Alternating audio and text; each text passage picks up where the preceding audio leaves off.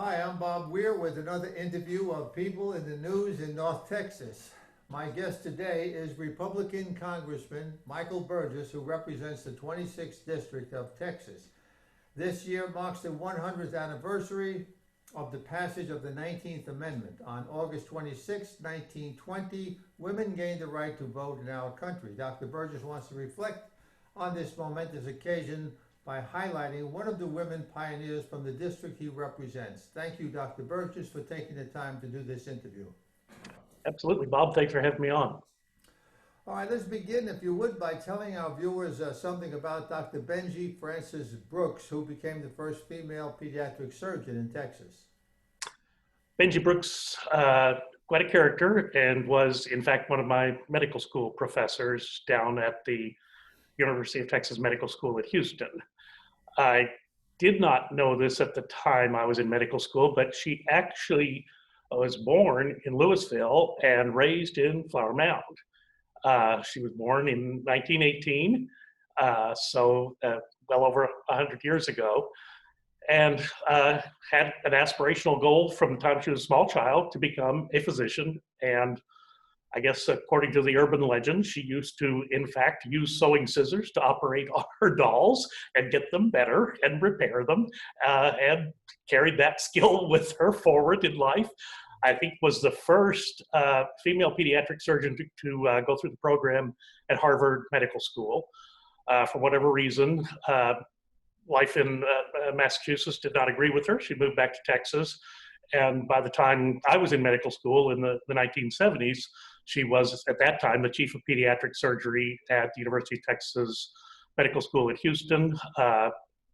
Obviously has a sort of an honored position in the history of the faculty of the University of Texas Medical Branch at Houston, and they just recently had their 50th anniversary. So was one of the pioneers there, and has been held in high regard.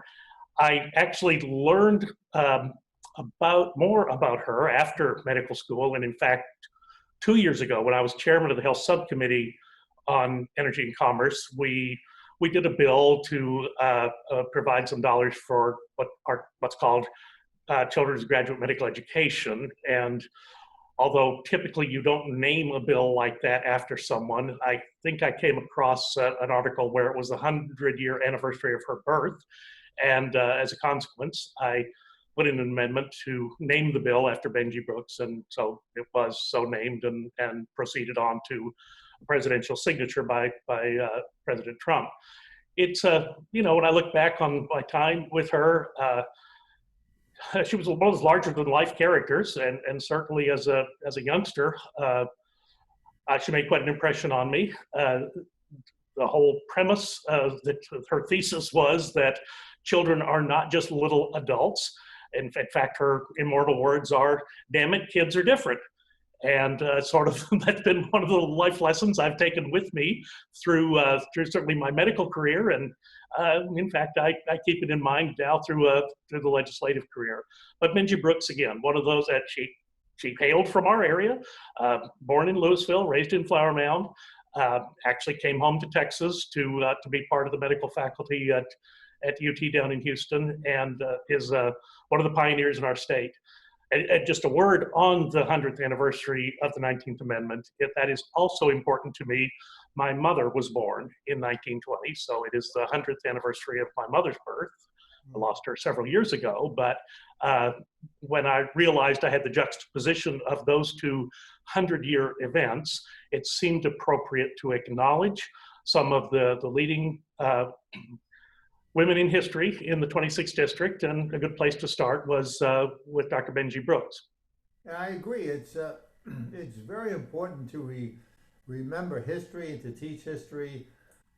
Too often these days we're being told to forget history and change things. But anyway, I know you mentioned that she gave you this advice at the beginning of your medical career, and all these years that Annette and I have lived in Flower Mound. It's 31 years. I've never heard of her. And it's great that you are taking this opportunity to give her the recognition. My research on her tells me that, of course, she was a precocious child. She learned to read before she started school, and she always seemed to be ahead of the other kids. She once spoke about an incident in which her fifth grade teacher told her mother that Brooks was mentally retarded. And Dr. Brooks said, I didn't really fit into the sausage bill to come out like a little sausage like everyone else. Unfortunately, she said, that's what our educational system does to children. At times it takes away their creativeness and the fact that they are different. So she must have been quite a unique individual, and she did her postgraduate training at the University of Pennsylvania, Harvard Medical School after that, the Royal Hospital in Glasgow, Scotland. Well, man, she did it. She did it all. And I understand also she was the recipient of several honors, including the Horatio Alger Award in 1983. She was inducted into the Texas Women's Hall of Fame in 1985, and I never heard of her. And this. I like to identify with her because I feel like I was precocious in my ability to learn as a young age. So maybe I identify with that. I'm being facetious. Obviously, she was head and shoulders above what my capabilities were in grammar school and grade school. But you know, Bob, when she would, back in those days, I mean, we're talking about 1976, 1977. Neonatal intensive care units were just barely started. I don't know if you remember the loss of the last presidential child born while a president was serving in office was Patrick Kennedy, who unfortunately succumbed to premature disease of the lungs and died at just 4 or 5 days of age. That brought the science of neonatal intensive care really, a lot of people got interested in it. And of course, you look back on that now, and here's a baby that weighed, what, 4.5 pounds when he was born.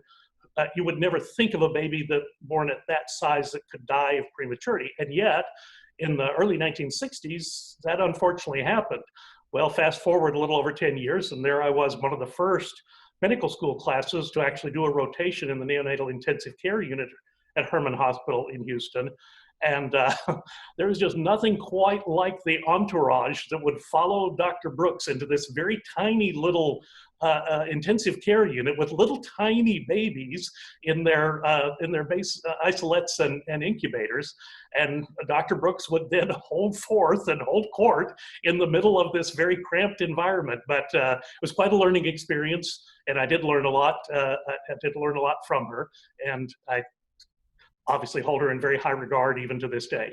Well, she definitely was a gifted woman. When she was 19, she earned her bachelor's degree at North Texas Teachers College, and 2 years later, she had her master's degree. I understand she was also a high school teacher for 4 years before enrolling in medical school at the University of Texas Medical Branch in Galveston, Texas. So quite a career. Yeah, Texas through and through. Absolutely. Born and raised in Texas, and here she is, like I said, right from Flower Mound, and I've been here all these years, never heard of her. I think a lot of people will be interested in knowing this history. Dr. Burgess, do you intend to do more of these historical type of interviews? Yes, and I mean, obviously, there are, if people have ideas, certainly welcome to contact the office and share those ideas with us. We've got a number of additional lined up, and throughout this year, plan on doing several. And you know, Bob, something that's also been sort of a central feature growing up in Denton in my life is the statue of the Pioneer Woman on Texas Woman's University, facing west. The Pioneer Woman was so intricately involved with the settlement of Denton County and creating the community that we all now cherish. And so it's just entirely appropriate, in my opinion, to honor these people who've gone before us and provided us some direction. And on the 100-year anniversary of women's suffrage, it is appropriate to acknowledge those women members of our communities who have contributed so much. Absolutely. You know, when I think about that, it's really hard to believe that there was a time when women were told they couldn't vote. I mean, just like that. That's why history is so important. Let us remember that the times when things were not done correctly, so that we could continue to do them correctly in the present and in the future. So this is an education for many people throughout Texas, I'm sure. So I want to thank you, Dr. Burgess. Is there anything you want to add before we close? Well, just since we're in a political year, let me just point out the politically obvious. Women were given the right to vote in 1920, so they voted in the 1920 election, elected a Republican president. A Republican president was elected in 1924 and 1928. It wasn't until 1932 that the Democrats prevailed upon the recently enfranchised female population of this country. So, you know, for people who say, oh, we don't want anything to ever change, do bear in mind that, and this, again, this is a point that I do try to emphasize. It is a political year. People have strong opinions, but we need to be prepared to win the arguments. And I believe on the Republican side, we do have good arguments. We're in the middle of this viral crisis right now, but let me just tell you, Bob, we had a big hearing on the progress with the vaccine development yesterday in one of our committees. I have to credit the administration. I have never seen a presidential administration put so much energy and effort and financial backing into the work that is being done on viral countermeasures right now. I did not see anything like that with SARS, with bird flu 1, with bird flu 2, with swine flu, with Zika and Ebola. This administration really has stepped up to the challenge. I know a lot of people are critical of the president, but honestly, we will have a vaccine in the fall of this year. My best estimate is the latter part of October, and you may write that down and challenge me on it if it doesn't come to pass. But barring some unforeseen obstacle, these people that are involved in, well, not just vaccines, all of the medical countermeasures, there's going to be significant medical countermeasures available to beat this virus. And again, I credit the administration. I never got this kind of response out of the previous administration, and even during the Bush administration, it was hard to get the attention. This administration has paid attention. I know there are people who are critical, and people will point to articles and various things, but they stepped up to the plate. They did the travel ban in January. Never could get the Obama administration to listen to me on that. They've done the phenomenal testing has been hard, but look at just the sheer numbers of tests that have been done. We didn't even have a test available the week before Valentine's Day. And now the numbers are somewhere north of 50 million tests. It is incredible the amount of work that's gone into this. We're nowhere near where we need to be. And again, part of that hearing yesterday, so encouraging to hear from the 5 vaccine candidates that are close to the finish line. And they're all different. One's an RNA vaccine. One uses the more historic pathways of denaturing a piece of the virus. One uses an adenovirus to put particles into the cell. It is a different approach from every company.